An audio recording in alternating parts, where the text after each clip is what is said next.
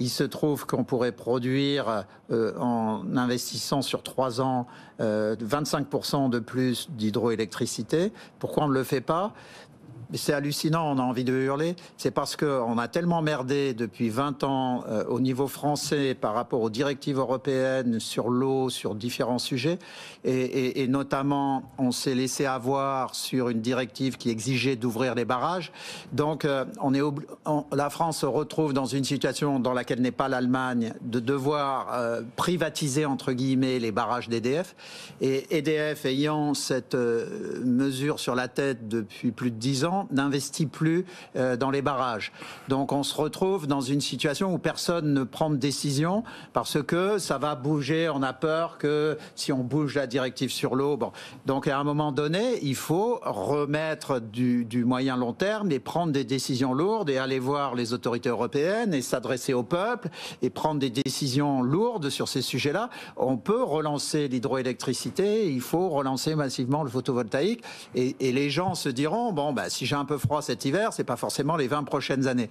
Mais si on se dit, je vais avoir froid cet hiver, mais en plus ça sera pire les 20 prochaines années, on reçoit pas les choses de la même façon. C'est super dur de faire bouger Bruxelles. Il faut écouter Bruno Le Maire quand il raconte les heures au téléphone avec Margrethe Vestager. Mais il y a un moment, il y a un moment, ou Ursula von der Leyen, quoi. Il y a un moment où il faut se poser. Il y a un moment, non, mais il y a un moment, il faut se poser la question anglaise.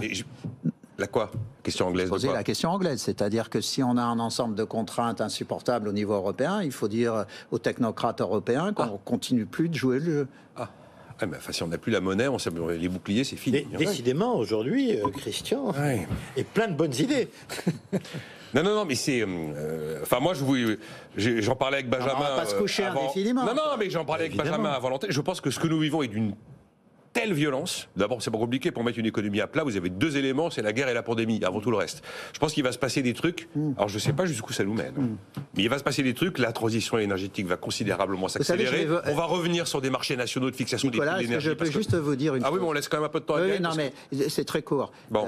Il doit y avoir, je me trompe peut-être, 30 000 personnes à la Commission européenne, dont 10 000 hauts fonctionnaires qui sont payés 10 fois le SMIC et sans impôt. Il se trouve que ces gens-là, ils ont aussi envie de garder leur fromage. Donc il y a un moment, on leur dit, peut-être que le fromage va s'arrêter si vous voulez pas bouger.